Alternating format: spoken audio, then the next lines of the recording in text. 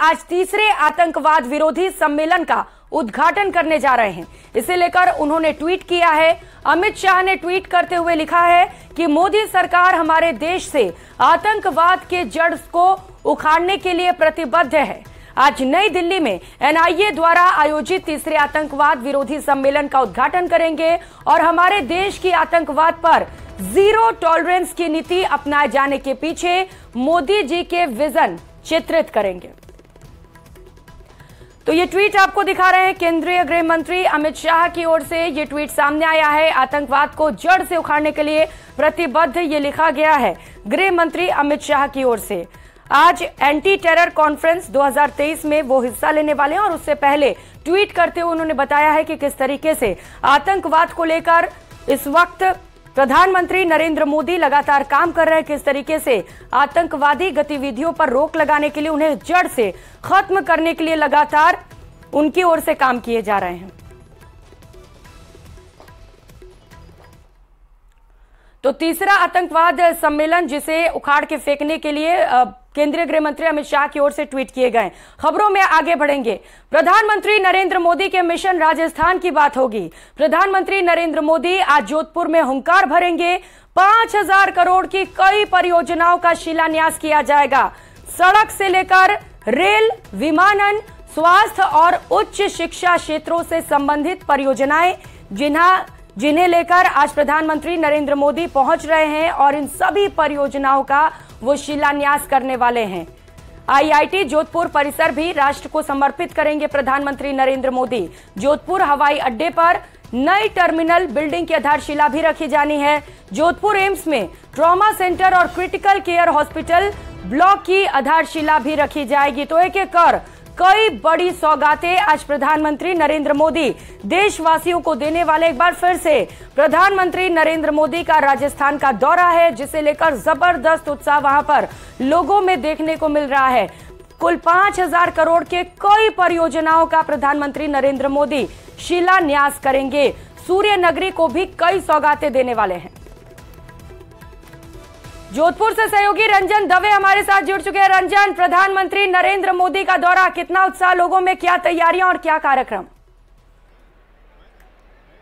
देखिए, निश्चित तौर पर जिस तरीके से प्रधानमंत्री नरेंद्र मोदी की जोधपुर में ये सभा है, उसको लेकर लोगों में परवान जो जोश जो है परवान पर है और उसके साथ ही साथ लगातार जो स्थिति है वो ये आपके सामने लोगों के आने का सिलसिला और बैठने का सिलसिला लगातार जारी है। पुष्प वर्षा का जहां कार्यक्रम है और ये देखिए जो पब्लिक का जो क्राउड है वो इस समय टेलीविजन स्क्रीन पर लोगों को दिख रहा है। लोग मोदी मोदी के नारे लगा रहे हैं, हाथ में लोगों के मोदी के कटआउट्स है और उन कटआउट्स के साथ में लोग यहां पहुंचे हैं और लगातार जिस तरह की जानकारी मेरे पास में आई है, लोग अलग अलग क्षेत्रों से यहां पहुंच रहे हैं। कुछ लोग हैं जो अलग अलग विधानसभा क्षेत्रों से पहुंचे हैं। 43 विधानसभा ऐसी है जिनको फोकस किया जा रहा है। उसके अलावा अगर मैं बात करूं तो 21 विधानसभा निश्चित तौर पर सीधी सीधी ऐसी है जहां से लोग यहां इस सभा में पहुंच रहे हैं। दूसरी तरफ अगर मैं बात करूं तो सुरक्षा को लेकर के भी पुख्ता इंतजाम किए गए हैं।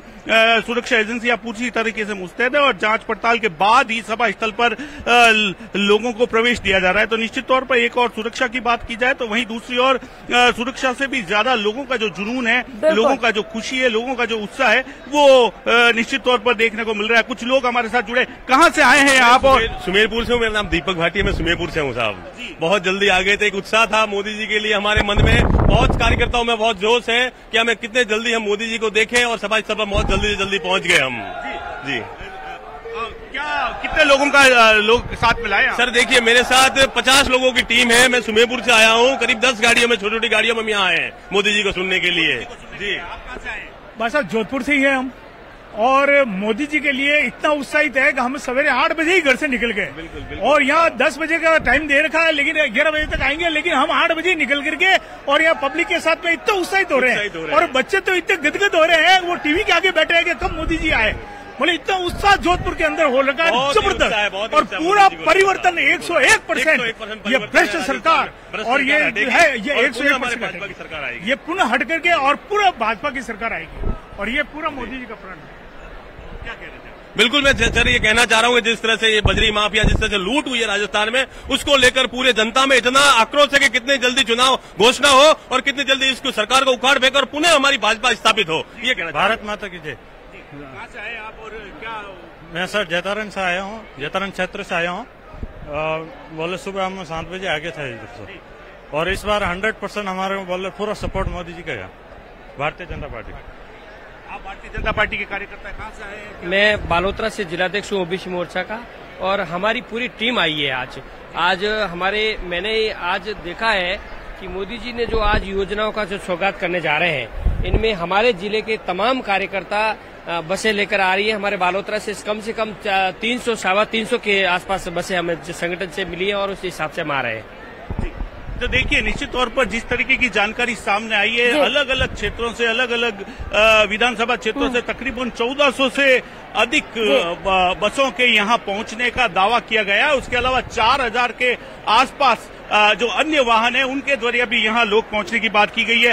ये सभा स्थल का एक बार मुआयना कराने के लिए मैं साथी सहयोगी समीर से कहूंगा कि एक बार कैमरा पैन करके बताएं, ये वो जगह है। इसके बीच में आप देखिए कि ये दोनों तरफ पब्लिक बैठने के लिए व्यवस्था की गई, बड़े बड़े कट माउंट लगाए गए हैं, बहुत ही शानदार और सुंदर तरीके से इसको सजाया गया है। और ये जो रैम्पार्ट है, जो एक बीच में रास्ता बनाया गया है, यहाँ एक तरीके का रोड शो जो है वो होने वाला है। एक तरफ महिलाएं हैं, एक तरफ पुरुषों का जो है काफिला है, और इन सब के बीच में से रोड शो होने वाला है। प्रधानमंत्री नरेंद्र मोदी है जो कार से सवार होकर निकलेंगे, जहां की कार्यकर्ताओं के द्वारा पुष्प वर्षा की जाएगी। महिला जब आरक्षण बिल हुआ है उसके बाद में विशेष तौर से जो धन्यवाद देने का एक सिलसिला है, उस धन्यवाद देने के क्रम के अंदर ये एक तरीका यहाँ कार्यकर्ताओं के द्वारा, महिलाओं के द्वारा किया गया है। बिल्कुल रंजन, चूंकि विश्व गुरु यहाँ पर पहुंच रहे हैं तो निश्चित तौर पर लोगों में उत्साह देखने को मिल रहा है, जबरदस्त उत्साह। अभी से वहां पर मोदी मोदी के नारे लगते हुए नजर आ रहे हैं,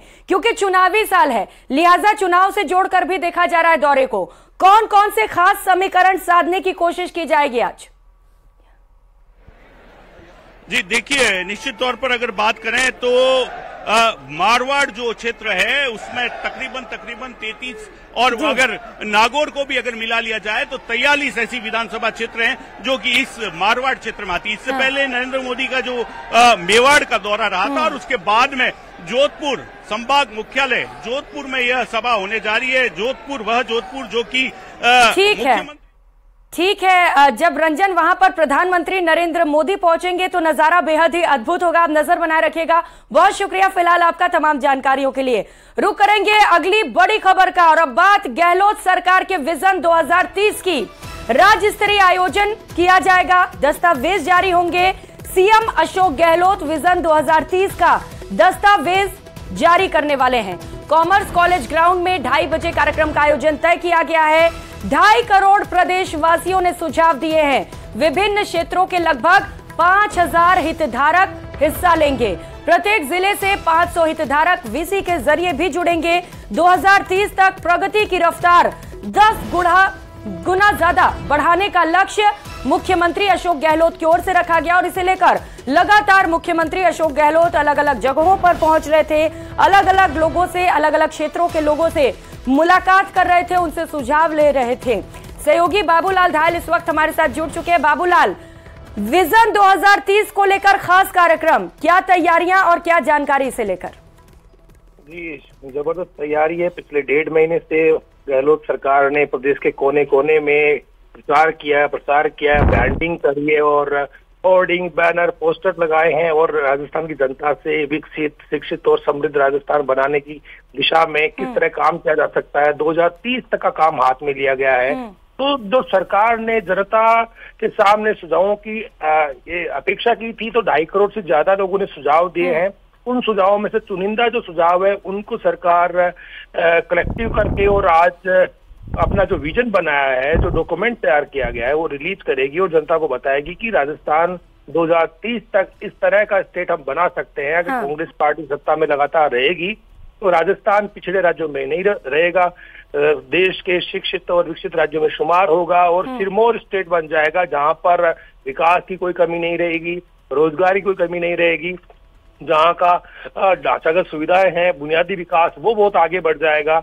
इसलिए एक राजस्थान का एक विजन जो है वो पेश करने जा रहे हैं मुख्यमंत्री अशोक गहलोत, जिसमें हर वर्ग का ख्याल रखा जाएगा, जिसमें रोजगार के अवसर होंगे, जिसमें हर वर्ग की अपेक्षाएं और आकांक्षाएं पूरी होती हुई दिखेंगी। तो जो एक ड्रीम देखा है अशोक गहलोत ने, आज वो ड्रीम वो जनता के सामने रखने जा रहे हैं।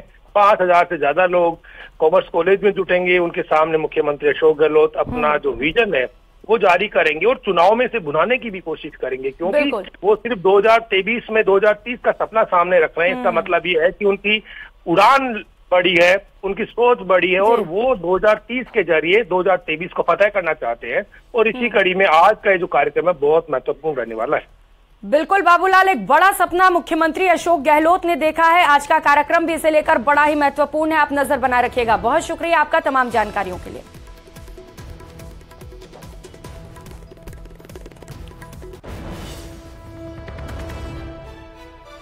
तो मुख्यमंत्री अशोक गहलोत विजन 2030 का दस्तावेज जारी करेंगे। कॉमर्स कॉलेज ग्राउंड में 2:30 बजे कार्यक्रम का आयोजन किया जाना है।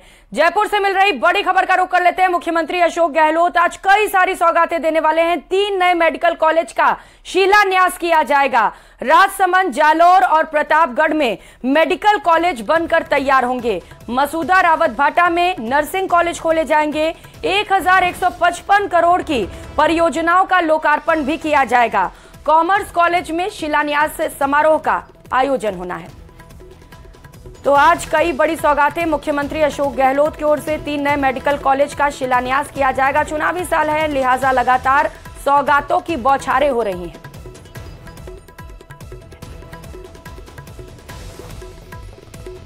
और उदयपुर से मिल रही बड़ी खबर का रुख कर लेते हैं। आयकर विभाग की रेड से जुड़ी इस वक्त की सबसे बड़ी खबर आपको बताते चले। भू कारोबारियों के ठिकानों पर कार्रवाई लगातार जारी है। हिरणमगरी सेक्टर 14 में कार्रवाई की सूचना मिल रही है। सेक्टर 11 समेत कई इलाकों में एक साथ बड़ी कार्रवाई को अंजाम दिया जा रहा है। 6 से ज्यादा ठिकानों पर इस वक्त रेड पड़ी हुई है। तो लगातार कार्रवाइयां जारी है। उदयपुर से ये बड़ी खबर आपको बता रहे हैं, जहां पर आयकर विभाग की रेड पड़ी हुई है। इनकम टैक्स विभाग के कई अधिकारी एक साथ अलग अलग ठिकानों पर पहुंचे हुए हैं। भू कारोबारियों के ठिकानों पर यह कार्रवाई की जा रही है। अहम दस्तावेज खंगाले जा रहे हैं। वो इलाके आपको बताते चले जहां पर इस वक्त टीम मौजूद है। तस्वीरें आपको दिखा रहे हैं। सबसे पहले न्यूज 18 राजस्थान पर आयकर विभाग के कार्रवाई की ये तस्वीरें। सहयोगी कपिल हमारे साथ ज्यादा जानकारी के साथ जुड़ चुके हैं। कपिल, एक साथ 6 से ज्यादा ठिकानों पर आयकर विभाग की रेड पड़ी है। कौन कौन से ठिकाने, किस तरीके से कार्रवाई को अंजाम दिया जा रहा है और क्या है पूरा मामला? देखिए, आयकर विभाग की टीम ने पहले पूरी जानकारियां जुटाई जो सूचना है उसके अनुसार, और उदयपुर के कुछ भू कारोबारियों को चिन्हित किया गया। उनके पास में अघोषित संपत्ति होने की जानकारी थी। ऐसे में आज सुबह तकरीबन 5 से 6 बजे के बीच में आयकर विभाग की टीम ने एक साथ सभी ठिकानों पर दबिश दी और वहां पर सारे मूवमेंट को रोक दिया गया। जो लोग अंदर थे उन्हें अंदर ही रोककर उनसे पूछताछ की गई और दस्तावेजों को खंगालने का काम शुरू कर दिया गया है, क्योंकि जो डॉक्यूमेंट्स हैं उन्हीं के आधार पर ये पता लगाया जाएगा कि किस तरह की अघोषित संपत्ति इन भू कारोबारियों के पास में है। तो फिलहाल किस तरह की जानकारियां मिल रही है अंदर से, ये बहुत जल्दबाजी है, लेकिन कार्रवाई अभी चल रही है, शुरुआती दौर में है और दोपहर के बाद तक या शाम तक कुछ बड़ी जानकारियां निकलकर सामने आ सकती हैं। क्योंकि ये बड़े भू कारोबारी है तो माना जा रहा है कि ये कार्रवाई 1 से 2 दिन तक भी चल सकती है। ठीक है कपिल, अपडेट मिलते ही आपके पास लौटेंगे। बहुत शुक्रिया तमाम जानकारियों के लिए। और भरतपुर के बयाना से बड़ी खबर सामने आ रही है, जहां पर पानी की टंकी पर अभ्यर्थी चढ़े हुए हैं। रीट भर्ती 2018 में एमबीसी वर्ग के 372 पदों पर नियुक्ति की मांग की जा रही है। पानी की टंकी पर चढ़कर अभ्यर्थियों का प्रदर्शन लगातार जारी है। 12 अभ्यर्थी पानी की टंकी पर चढ़े हुए हैं। हालांकि पुलिस अधिकारी मौके पर मौजूद हैं और लगातार समझाइश की कोशिश की जा रही है। कुंडा तिराहे पर स्थित पानी की टंकी पर जोरदार प्रदर्शन किया जा रहा है। तो तस्वीरें भी आपको दिखा रहे हैं। 12 अभ्यर्थी पानी की टंकी पर चढ़े हुए हैं। सहयोगी दीपक इस वक्त हमारे साथ जुड़ चुके हैं। दीपक, क्या है पूरा मामला? देखिए प्रियंका, ये एमबीसी वर्ग के अभ्यर्थी हैं जो 2018 में रीट की भर्ती हुई थी। उसमें एमबीसी वर्ग के जो आरक्षित पद थे 372, उन पर नियुक्ति की ये मांग कर रहे हैं। इनको अभी तक नियुक्ति नहीं मिली है। इनका कहना है कि जब सरकार के साथ हमारा जो समझौता हुआ था और उसको तहत जो रीट परीक्षा हुई थी उसमें हमारे 372 पद जो आरक्षित थे उन पर अभी तक सरकार ने हमें नियुक्ति नहीं दी है और उसी को लेकर के ये पानी की टंकी पर चढ़कर के प्रदर्शन कर रहे हैं। पहले भी इन्होंने पानी की टंकी पर, इसी टंकी पर चढ़कर के प्रदर्शन किया था 27 सितंबर को, लेकिन उस दौरान जिला कलेक्टर से बातचीत के बाद जो गुर्जर समाज का एक प्रतिनिधि मंडल है वो जयपुर वार्ता के लिए गया, जहां जयपुर में उनकी वार्ता हुई, लेकिन वार्ता सकारात्मक नहीं हो पाई। मुख्यमंत्री से भी मिलने का जो समय है वो नहीं मिल पाया और उसके बाद वो गुर्जर समाज का जो प्रतिनिधि मंडल था वो वापस लौटा और उन अभ्यर्थियों के साथ उनकी बातचीत हुई। आज फिर से जो अभ्यर्थी है वो पानी की टंकी पर चढ़े हुए और उनका कहना है कि अब हमारा जो आंदोलन है ये टंकी पर चढ़कर प्रदर्शन करने का, ये जब तक जारी रहेगा जब तक हमें नियुक्ति पत्र नहीं ठीक है दीपक, अब टंकी पर चढ़कर प्रदर्शन किया जा रहा है, अब देखना है कि नियुक्ति की मांग कब तक मान ली जाती है। आप नजर बनाए रखिएगा। बहुत शुक्रिया तमाम जानकारियों के लिए। और दौसा के लालसोट से खबर है, जहां पर टंकी पर सरपंच चढ़ गए। पति सहित तीनों युवकों को प्रशासन ने वार्ता कर नीचे उतार लिया है। युवकों ने तकरीबन 15 घंटे तक टंकी पर चढ़कर हंगामा किया। इस दौरान प्रशासन ने अतिक्रमण की जगह पर किसी भी प्रकार का निर्माण कार्य नहीं करने का आश्वासन दिया। दरअसल चांदसेन गांव में सरकारी जमीन से अतिक्रमण हटाने की मांग को लेकर कल सरपंच पति समेत 3 युवक टंकी पर चढ़ गए थे, जिन्हें उतारने की कवायद तब से ही जारी थी। सरपंच और लालसोट एसडीएम के बीच समझाइश कर वार्ता की गई और सभी लोग टंकी से नीचे उतरे।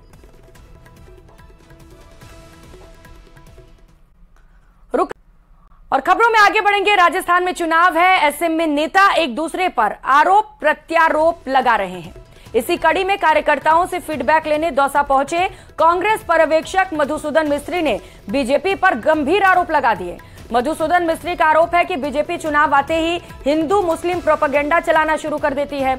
उन्होंने राज्य में कांग्रेस की सरकार रिपीट होने का दावा करते हुए कहा कि कांग्रेस जहां विकास के मुद्दे पर चुनाव लड़ती है तो वहीं बीजेपी का काम हिंदू मुसलमान और भारत पाकिस्तान करना है। दरअसल मधुसूदन मिस्त्री कांग्रेस प्रत्याशियों के चयन को लेकर फीडबैक लेने सर्किट हाउस पहुंचे थे। इसी दौरान मंत्री प्रसादी लाल मीणा, ममता भूपेश और मुरारी लाल मीणा सहित अनेक कांग्रेसी भी मौजूद थे, जहां पर उन्होंने बीजेपी पर जमकर हमला बोला।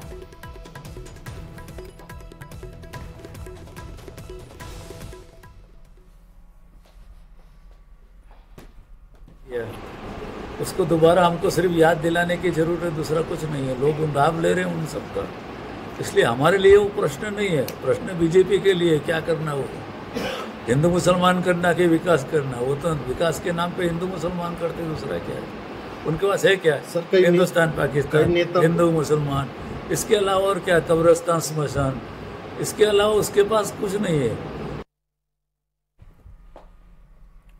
उधर राजस्थान में विधानसभा चुनाव को लेकर चुनावी सरगर्मियां तेज हो गई हैं। नागौर सांसद और राष्ट्रीय लोकतांत्रिक पार्टी के सुप्रीमो हनुमान बेनीवाल बालोतरा में रोड शो कर 2 दर्जन से अधिक गांव में जनसभाओं को संबोधित करते नजर आए। इस दौरान बेनीवाल ने पूर्व सांसद ज्योति मिर्धा और ओसिया विधायक दिव्या मदेरना सहित कई नेताओं पर निशाना साधा। आपको बता दें कि बेनीवाल पश्चिमी राजस्थान में संकल्प यात्रा के दौरान कई जगहों पर सभाएं और रोड शो भी कर रहे हैं।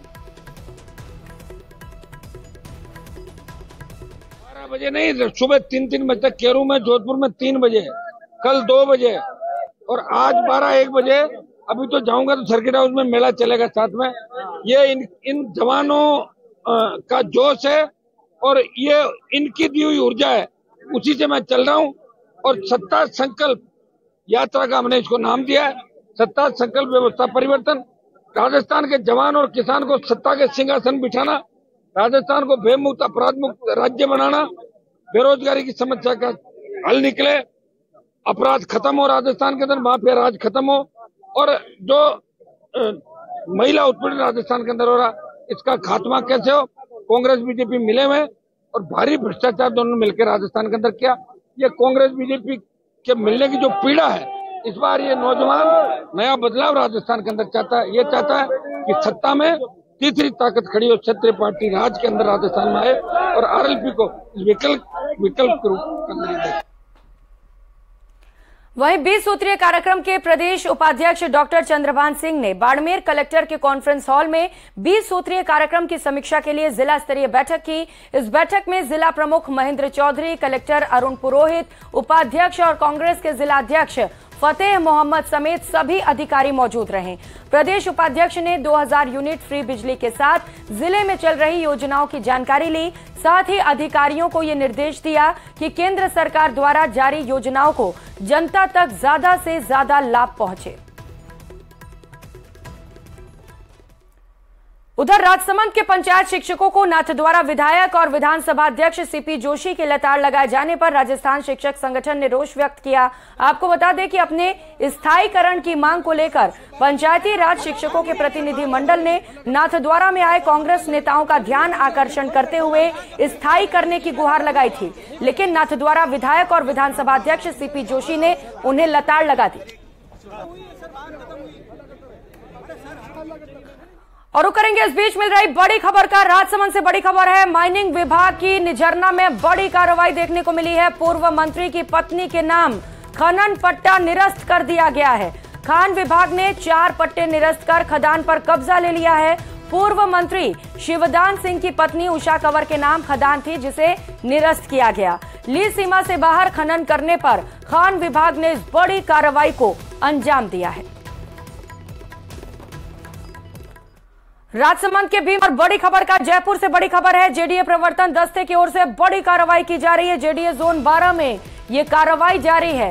मणिपाल यूनिवर्सिटी के पास अवैध निर्माणों पर शिकंजा कसा जा रहा है। अवैध रूप से बनाए जा रहे हॉस्टल को सील किया गया। निर्माणाधीन अवैध निर्माणों को भी ध्वस्त किया जा रहा है। तो जो अवैध निर्माण जो इलीगल तरीके से किए गए थे, उन पर लगातार जेडीए की ओर से कार्रवाई की जा रही है। जेडीए प्रवर्तन दस्ते ने 12 जोन में कार्रवाई की और कार्रवाई अभी भी लगातार जारी है। मणिपाल यूनिवर्सिटी के पास अवैध निर्माणों पर जेडीए की ओर से शिकंजा कसा जा रहा है। अवैध रूप से जो हॉस्टल बनाए गए थे, उन्हें सील किया जा रहा है। निर्माणाधीन अवैध निर्माणों को भी ध्वस्त किया जा रहा है। रोशन सहयोगी हमारे साथ जुड़ चुके हैं। रोशन, जेडीए की ओर से एक और बड़ी कार्रवाई अभी जारी है। कहां पर कार्रवाई की गई और पूरी जानकारी से लेकर। देखिए, आज जेडीए की बड़ी कार्रवाई देखने को मिली है। जेडीए जोन 12 जो बगरू का इलाका है, यहाँ पर मणिपाल यूनिवर्सिटी के आसपास में बड़ी संख्या में अवैध रूप से हॉस्टल्स का लगातार निर्माण हो रहा था। इसकी लगातार शिकायतें जयपुर विकास प्राधिकरण को मिल रही थी। आज इसी को लेकर जेडीए की टीम बड़े स्तर के ऊपर जो ऐसे जो अवैध हॉस्टल हैं, ऐसे जो अवैध निर्माण है, उनके ऊपर शिकंजा कसने में जुटी हुई है। जो निर्माणाधीन अवैध निर्माण है, उन्हें ध्वस्त किया जा रहा है। साथ ही साथ में जो बिना लैंड कन्वर्जन के जो हॉस्टल जो कृषि भूमि के ऊपर जो निर्माण किए गए हैं, उनकी सीलिंग यहाँ पर की जा रही है। जो मुख्य नियंत्रक प्रवर्तन धर्मेंद्र कुमार यादव है, उनके नेतृत्व में जो कार्रवाई की जा रही है। जी प्रियंका, कार्रवाई की जा रही है, बहुत अच्छी बात है रोशन। लेकिन सवाल ये उठते हैं कि सरकारी भूमि पर इतना बड़ा कब्जा कैसे लोग जमा लेते हैं? देखिए प्रियंका, ये समझना होगा, ये दरअसल मामला जुड़ा हुआ है लैंड यूज कन्वर्जन से। जो आवासीय और जो हॉस्टल जो है, एक तरीके से कह सकते हैं कि मिक्स लैंड यूज या फिर कॉमर्शियल एक तरीके की एक्टिविटी है, जो बिना लैंड यूज के कृषि भूमि के ऊपर ये अवैध रूप से निर्माण किए जा रहे थे। इनके ऊपर जेडीए की टीम शिकंजा कसने में लगी हुई है। इससे पहले जो निर्माण हुए हैं बिना लैंड कन्वर्जन के, उन्हें सील किया जा रहा है। जो निर्माणाधीन अवैध रूप से जो हॉस्टल्स बनाए जा रहे थे, उनको डेमोलाइज किया जा रहा है। कुल मिलाकर कह सकते हैं कि एक अवैध निर्माणों के खिलाफ आज जेडीए की बड़ी जो कार्रवाई है, वो देखने को मिली। और कुछ निर्माण ऐसे हैं क्या रोशन, जो अवैध रूप से बनाए गए हैं और उन्हें ध्वस्त करने की तैयारी की जा रही हो? देखिए बिल्कुल, आपने कहा कि ऐसे पहले निर्माणों को जेडीए की एनफोर्समेंट टीम और जो जोन स्तर के ऊपर इसका पहले सत्यापन किया गया है। परफॉर्मा रिपोर्ट के बाद में कार्रवाई यहाँ पर देखने को मिली। ऐसे उन निर्माणों को चिन्हित किया गया है जो पूरी रूप से अवैध चल रहे थे, जो कह सकते हैं कि एग्रीकल्चर। जरूरी भी है कि अवैध निर्माणों पर सख्त कार्रवाई की जाए। बहुत शुक्रिया आपका तमाम जानकारियों के लिए। इस बुलेटिन में फिलहाल इतना ही, लेकिन खबरों का सिलसिला लगातार जारी है। आप बने रहिए हमारे साथ। शाले मोहम्मद ने अमृत 2.0 के तहत पोखरण के प्राचीन सालम सागर तालाब के जीर्णोद्धार और सौंदर्यीकरण का शिलान्यास कर बड़ी सौगात दी है। शाले मोहम्मद का पोखरण में भव्य स्वागत किया गया। पोखरण के सालम सागर तालाब का 8 करोड़ 38 लाख की लागत से जीर्णोद्धार होगा। पोखरण के पर्यटन के क्षेत्र में हुए विकास कार्यों में विस्तार होगा, वहीं लोगों को बेहतर सुविधाएं भी मिल सकेंगी। मंत्री ने गहलोत का आभार प्रकट करते हुए कहा कि पोखरण में चहुमुखी विकास हुआ है। मुख्यमंत्री पोखरण का विशेष ख्याल रखते हैं। मुख्यमंत्री जी ने हमेशा हमारे क्षेत्र को ध्यान दिया और उनकी तवज्जो की वजह से ही आज जितने भी विकास के कार्य हो रहे हैं, आप देखें कि पर्यटन से जोड़ने के लिए हमने एक शुरुआत की है। हमेशा डेजर्ट फेस्टिवल की जब हमारी सरकार आई तब हमने यहाँ पर फेस्टिवल भी किए। फेस्टिवल के बाद में यहाँ के जो पर्यटन से जुड़े हुए लोग हैं वो चाहते हैं कि पर्यटन भी यहाँ पे आए, तो पर्यटन के लिए तमाम ऐसी चीज़ हम बनाएंगे तभी तो पर्यटन आएगा। आज ये 8.5 करोड़ का सालम सागर तालाब बनेगा, जब ये पूरा तैयार हो जाएगा तब वास्तव में लगेगा कि यहाँ के लोगों की बहुत बड़ी जो ज़रूरत थी उस ज़रूरत को हमने पूरा किया है। रुक करेंगे जयपुर से मिल रही बड़ी खबर का। एसएमएस के बाहर चल रहे नर्सेस के धरने से जुड़ी ये बड़ी खबर और बड़ी अपडेट आपको बताते चले। भूख हड़ताल पर बैठे नर्सेस नेताओं की तबीयत बिगड़ रही है। नर्सेस नेताओं को एसएमएस अस्पताल में भर्ती कराया गया है। चिकित्सकों की टीम ने नर्सेस नेताओं की जांच की है। 30 सितंबर से भूख हड़ताल पर राजेंद्र राणा, एके यादव और 5 अन्य नेता हैं जिन्होंने आमरण अनशन शुरू किया। 4 अक्टूबर से धरना स्थल पर ही आमरण अनशन की शुरुआत की गई। आज से 2 घंटे कार्य बहिष्कार भी जारी रहेगा। कुल 11 सूत्रीय मांगों को लेकर नर्सेस का धरना प्रदर्शन लगातार जारी है। तो अब नर्सेस नेताओं की तबीयत भी बिगड़ रही है, तो प्रदर्शन लगातार जारी है। 2 घंटे का कार्य बहिष्कार भी आज से होगा, अनशन भी किया जा रहा है। और इस बीच खबर यह भी है कि कई नर्सेज नेताओं की तबीयत बिगड़ चुकी है और कई नर्सेज नेता ऐसे हैं जिनकी तबीयत बिगड़ती चली जा रही है। एसएमएस के बाहर नर्सेज के धरने से जुड़ी ये बड़ी खबर आपको बता दें, जहां पर नर्सेज नेताओं को एसएमएस अस्पताल में भर्ती कराया गया है। चिकित्सकों की टीम ने नर्सेज नेताओं की जांच की।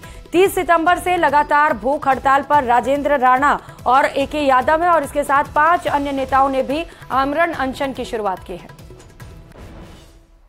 और बाबा बागेश्वर के नाम से विख्यात पंडित धीरेन्द्र शास्त्री कल अलवर में हनुमंत कथा का आयोजन करेंगे। बाबा बागेश्वर की कथा से पहले हजारों महिलाओं ने कलश यात्रा निकाली। यात्रा में बाबा बागेश्वर का रथ, हनुमान, राधा कृष्ण और अघोरी महादेव की झांकियां भी निकाली गईं। बाबा कथा सुनने के लिए दिल्ली, हरियाणा, पंजाब सहित राजस्थान के कई जिलों से बड़ी संख्या में लोग अलवर पहुंच रहे हैं। कथा सुनने के लिए तकरीबन 4 से 5 लाख लोगों के आने की संभावनाएं जताई जा रही हैं, जिसे लेकर कथा समिति और जिला प्रशासन ने पुख्ता इंतजाम किए हैं। बाबा बागेश्वर धाम की एक ऐसी अद्भुत कृपा हो रही है, अमृत बरस रहा है इस कलश यात्रा के अंदर। हम आए थे तो समझ में नहीं आ रहा कि कथा स्थल पर क्या हाल होने वाला है। अलवर का सौभाग्य है बाबा भर्तृहरि की तपोभूमि पर, अलवर के सिंह द्वार पर आप देख रहे हैं किस तरह का उमंग उल्लास छाया हुआ है। निर्वाचन विभाग की ओर से राज्य के सभी 200 विधानसभा निर्वाचन क्षेत्रों की फोटो युक्त मतदाता सूचियों का अंतिम प्रकाशन कर दिया गया है। इस सूची के मुताबिक प्रदेश में अब मतदाताओं की संख्या 5,26,80,000 को पार कर चुकी है। मुख्य निर्वाचन अधिकारी प्रवीण गुप्ता ने बताया कि प्रदेश में मतदाता सूचियों के इस विशेष संक्षिप्त पुनरीक्षण कार्यक्रम के दौरान 6,96,424 मतदाताओं की वृद्धि हुई है। अंतिम प्रकाशन की तिथि तक राज्य में कुल 5,80,80,545 मतदाता पंजीकृत है। इनमें से 2,73,58,627 पुरुष और 2,51,79,422 महिला मतदाता शामिल हैं।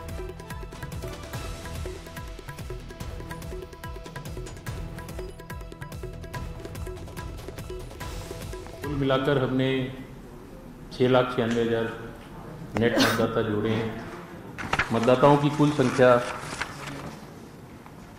जो आज की तारीख में है 5,26,80,545 5.26 करोड़ 80,545 पंजीकृत मतदाता हो गए, जिसमें से पुरुष 2,73,73,58,627 2,73,58,627 पुरुष। महिलाओं की संख्या 2,51,69,79,422। और राजस्थान में पर्यटन को बढ़ावा देने के मकसद से पर्यटन विभाग सभी जिलों में पर्यटन स्थलों को चिन्हित कर उनके संरक्षण और विकास की कवायद में लगा हुआ है, जिसके लिए सभी जिलों से 2-2 पर्यटन स्थलों का चयन किया जा रहा है। इस काम में पर्यटन विभाग दूसरे सरकारी महकमों जैसे वन विभाग, पुरातत्व विभाग, सार्वजनिक निर्माण विभाग, नगर निगम, नगर पालिका, नगर परिषद समेत कई विभागों के साथ समन्वय बनाकर काम कर रहा है। पर्यटन विभाग के प्रमुख शासन सचिव गायत्री राठौड़ की माने तो इस काम को बजट घोषणा 2022-23 की अनुपालना के तहत किया जा रहा है।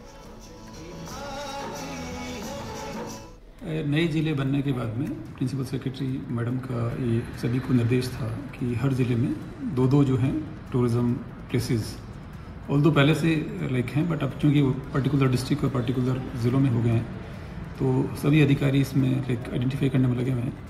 और उसमें ऐतिहासिक महत्व का भी हो सकता है, धार्मिक स्थल भी हो सकता है। तो ये कि ज़िले में हर जिले में 2-2 पर्यटन स्थल को चिन्हित करना, देन फिर उनका उसी हिसाब से विकास करना। विकास कार्यों में सर क्या कुछ चिन्हित कौन से किए गए हैं कि सर? अभी तक कुछ किए नहीं, अभी तो मैंने कहा आपसे ना कि ये प्रक्रिया में है और उसमें थोड़ा सा टाइम भी लगेगा, क्योंकि अभी सभी अफसर्स बिजी भी हैं और मिशन 2030 में लगे हुए थे। खबर सीकर से है। रामगढ़ शेखावाड़ा से खबर है। कस्बे में उपखंड कार्यालय के पास पहाड़ पर स्थित मानसपूर्ण दरा वाले हनुमान मंदिर में असामाजिक तत्वों ने उत्पात मचाया। इस दौरान असामाजिक तत्वों ने मंदिर के चारों गुंबदों को क्षतिग्रस्त कर दिया। मंदिर में स्थापित सती माता सहित स्थानीय लोक देवताओं की कई मूर्तियों को भी क्षतिग्रस्त किया गया। असामाजिक तत्वों ने पवित्र ग्रंथों के पन्ने भी फाड़ दिए और मंदिर में जल रही अखंड ज्योति को बुझाकर मंदिर से दूर फेंक दिया। इतना ही नहीं, बदमाश मंदिर में लगे पंखों और अन्य सामान को भी चोरी कर ले गए। सूचना के बाद सपोटरा डीएसपी, थाना अधिकारी और पुलिस दल मौके पर पहुंचे और घटनाक्रम की जानकारी ली। पुलिस मामले की जांच में जुटी है। एफएसएल टीम को भी मौके पर बुलाया गया है। श्री दर्रा वाले हनुमान जी पर कुछ बदमाशों ने या कुछ वैसे आदमियों ने मूर्तियों को नष्ट कर दिया। सती माता की मूर्ति को तोड़ दिया। हनुमान मंदिर में गर्भ भारी संख्या मूर्तियों को क्षतिग्रस्त पहुंचा दिया। और हनुमान जी घोटा तोड़ दिया, सती के बगल की मूर्ति तोड़ दी और ऊपर चारों गुम्मत तोड़ दी छतरी।